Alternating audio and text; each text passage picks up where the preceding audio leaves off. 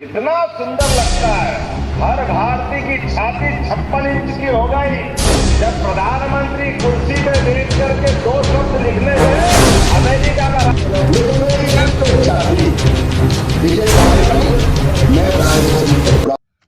नमस्कार, आदाब, मेरा ओकरम, आप देख रहे हैं अब बोलेगा भगवानपुर।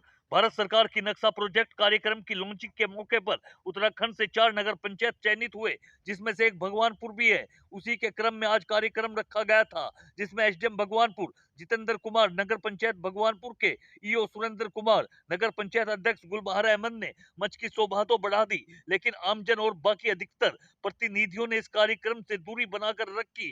केंद्र सरकार के इस कार्यक्रम की लॉन्चिंग का लाइव प्रशासन प्रोजेक्ट के माध्यम से हो रहा था, जिसमें केंद्रीय मंत्री शिवराज सिंह चौहान इस योजना के बारे में बयान कर रहे थे। अधिकारी तो मंच पर पहुंच गए, लेकिन खाली पड़ी कुर्सियां जिम्मेदार अधिकारियों का मुंह चिढ़ाती नजर आई। यहां तक कि नगर पंचायत के कुछ नवनिर्वाचित सभासद इस कार्यक्रम में शिरकत करने नहीं पहुंचे। जो दर्जन भर लोग कुर्सियों पर नजर आए, वो या तो तहसील के लेखपाल है या फिर नगर पंचायत के कर्मचारी। इस बारे में हमने जब एसडीएम भगवानपुर जितेंद्र कुमार से पूछा तो साहब कहने लगे कि धूप के कारण लोग रुक नहीं पाए। वहीं इस सवाल का जवाब नगर पंचायत के ईओ साहब ने अलग ही दिया। उन्होंने कहा कि मैसेज के बाद भी कोई नहीं आया तो हम क्या कर सकते हैं। प्रोजेक्टर के लिए सर्व विजय सिंह ने इस कार्यक्रम के लोगों का होने वाले फायदे के बारे में बताया।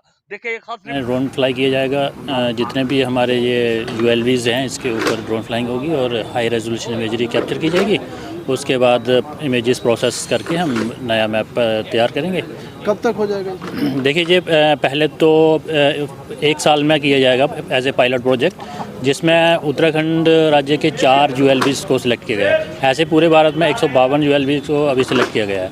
तो फर्स्ट ईयर में पायलट प्रोजेक्ट चलेगा, उसके बाद ये कंटिन्यू हो जाएगा पूरे। ये आज नेशन वाइड नक्शा जो प्रोजेक्ट है भारत सरकार का, उसकी लॉन्चिंग थी।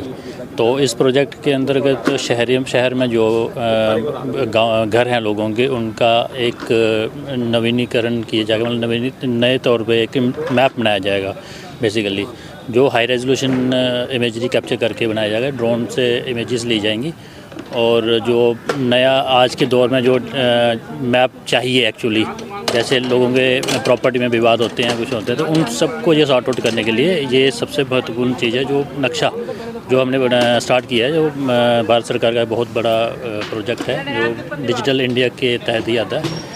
तो इसको जो कार्य को पूरा करने का काम हमें दिया गया है, यानी भारतीय सर्वेक्षण विभाग को, और हम इसको करवा रहे हैं।